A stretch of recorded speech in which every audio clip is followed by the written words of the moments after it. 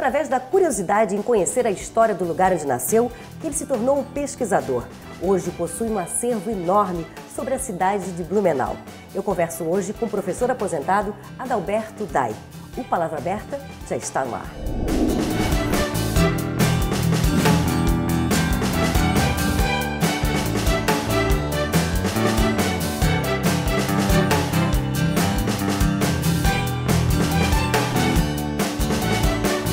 Adalberto, quando começou a curiosidade em saber um pouco mais sobre a história? Principalmente com a minha avó. A curiosidade começou eu sempre fazer perguntas. Nem tudo ela sabia e depois, com o passar dos anos, eu comecei a fazer as pesquisas em cima disso e querer saber, por exemplo, o que significa Kroba.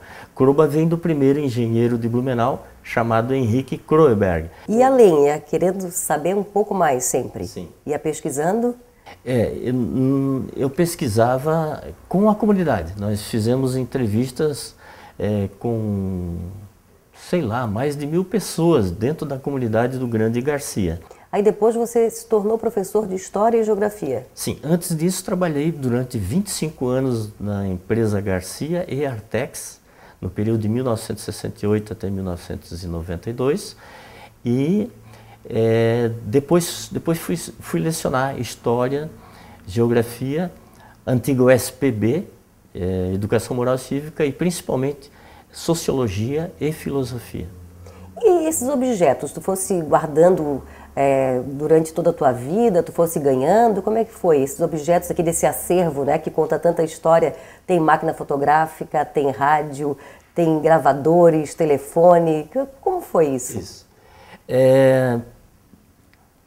Desde mais ou menos 1960, eu começo a guardar o meu acervo. Nunca comprei nada, porque pensa assim, se eu comprar alguma coisa vai viciar.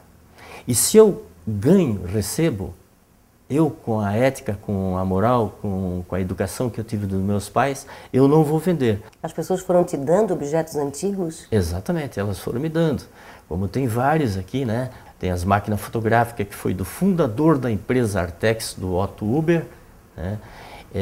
De 1927, que ele comprou na Alemanha, quando ele trabalhava ainda na empresa industrial Garcia, que foi a primeira empresa indústria têxtil de Blumenau, fundada em 1868 por Henry Gressmühl, Johann Gausch e August Sander.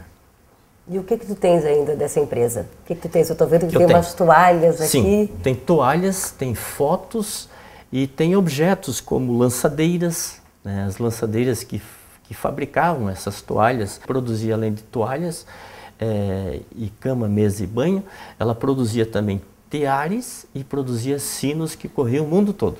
E por que essas toalhas têm uma etiqueta ainda? Porque elas são novas, elas preservam até a etiqueta? É interessante elas terem etiqueta que fazem a comprovação de que elas não foram utilizadas. Essa toalha Bom Dia, por exemplo, ali, ela está sem etiqueta, ela foi utilizada. Mas é uma das toalhas mais famosas que já existiu em Blumenau. Muito vendida, devia ser o carro-chefe da... Você pode perguntar, mas por que a empresa industrial Garcia? Né? A empresa industrial Garcia foi a primeira indústria têxtil fundada em 1868.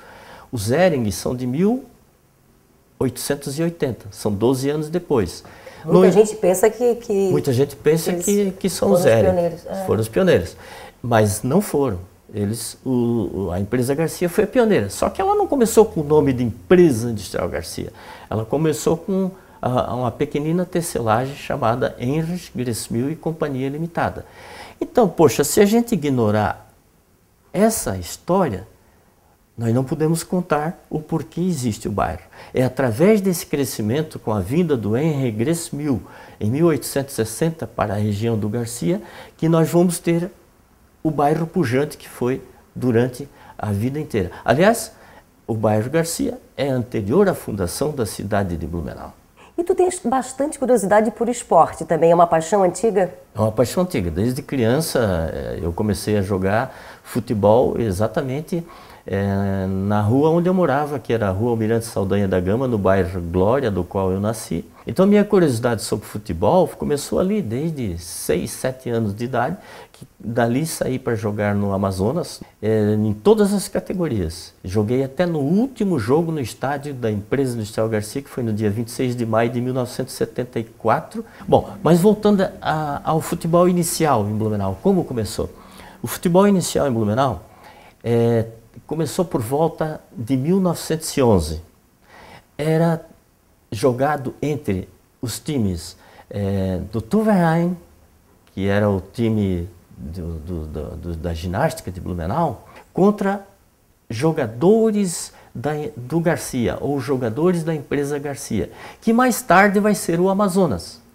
Mas o primeiro jogo oficial foi no dia 26 de março de 1911, entre os Tüverheim e uma esquadra alemã. Provavelmente esse resultado foi 5-2 para os alemães. Até o placar, sabe? Sim. Mais tarde, em 1919, é fundado os clubes de futebol.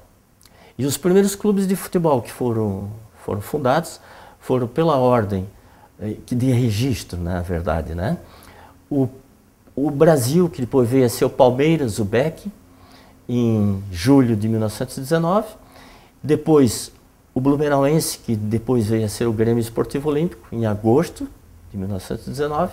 E o Amazonas em setembro, 19 de setembro de 1919.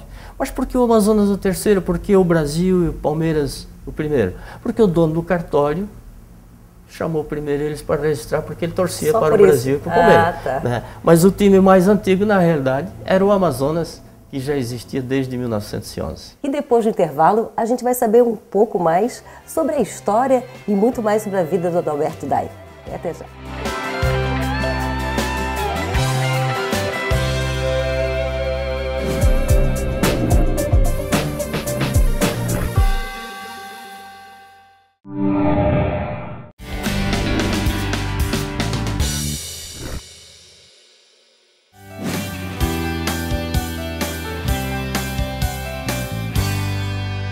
Adalberto, eu vejo que tem muita coisa aqui, tem até figurinhas, né? São figurinhas antigas? Exatamente. Era um álbum de figurinha do time de Blumenau? Exato. Essas figurinhas, elas pertenciam ao álbum Homenagem ao Craque Catarinense Teixeirinha.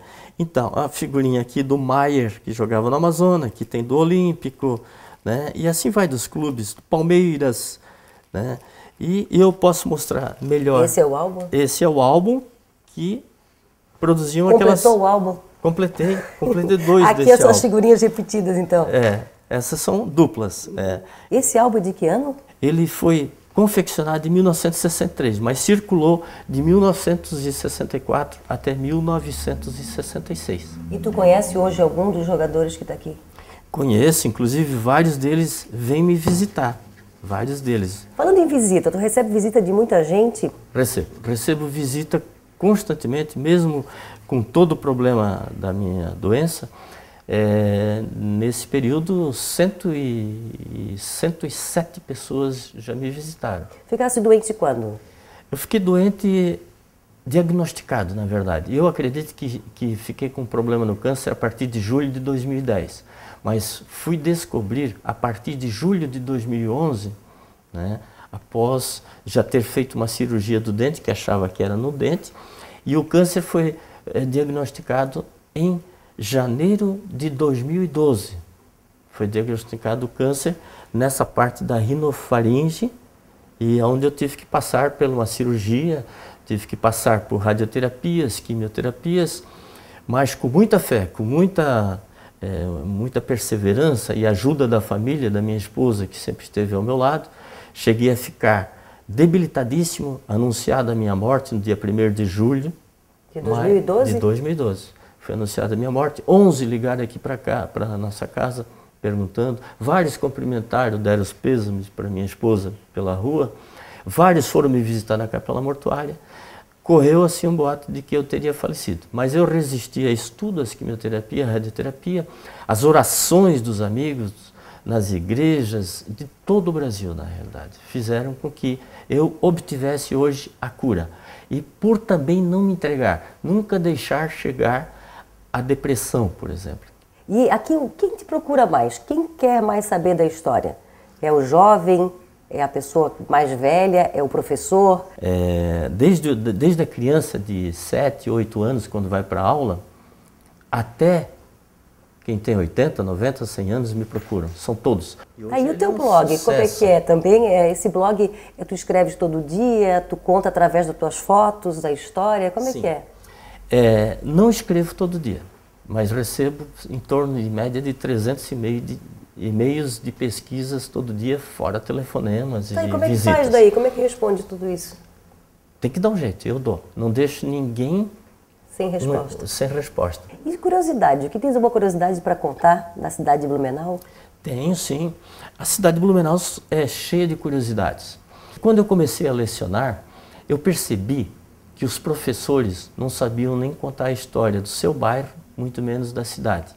Professores que contavam que o vapor Blumenau, que ali na prainha se encontra, trouxeram os 17 primeiros imigrantes e até Dr. Blumenau, uma inverdade. Dr. Blumenau nem conheceu esse vapor que ali está, que é de 1895, e Dr. Blumenau já tinha retornado em 1884. Muito bem, a data da fundação da cidade de Blumenau até 1899 era 28 de agosto de 1852. Os primeiros imigrantes, os primeiros 17 imigrantes, eles chegaram, sim, a Santa Catarina, a Florianópolis, Desterro, no dia 2 de setembro de 1850. Essa é a verdade. E a Blumenau, o primeiro a chegar foi a família, a família Fiederreich, que chegou no dia 9. Chegaram em embarcações pequenas. Sim. Outros vieram a pé. Então essa não é bem a realidade. E falando nisso, nós temos muita tradição de gente famosa que morou em Blumenau, que foi o Fritz Miller, que depois foi para Florianópolis também, amando do Dr. Blumenau, mas depois ele retorna, né? Depois ele retorna à nossa cidade e é uma pessoa muito especial no mundo inteiro. Amigo de Darwin, que se relacionava com Darwin e tantos outros. Quantas histórias, né? Muita coisa. Nós poderíamos ficar aqui, eu acho que vários dias para saber tudo.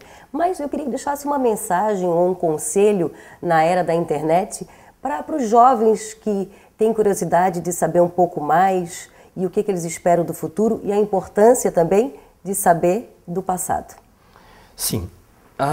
O jovem, hoje, ele se adapta muito rapidamente. Com 3, 4 anos de idade, ele já sabe trabalhar melhor do que nós numa internet ou até num tablet, né, qualquer coisa. Ele precisa usar a internet de uma forma inteligente, de uma forma sábia, para saber o porquê do passado, né, o porquê do presente, para ele projetar um dia. E você é um homem realizado? Não. É assim, a gente nunca pode se considerar totalmente realizado. Eu estou fazendo alguma coisa ainda. Se eu disser que eu sou totalmente realizado, então eu parei por aqui, então não preciso mais continuar. Eu, com certeza, vou um dia passar para outra vida, falecer, sem ter acabado toda a obra que eu desejo fazer. Adalberto, muito obrigada pela entrevista e parabéns por tudo isso que vai deixar a história marcada e vai representar muito para toda Santa Catarina. Obrigada.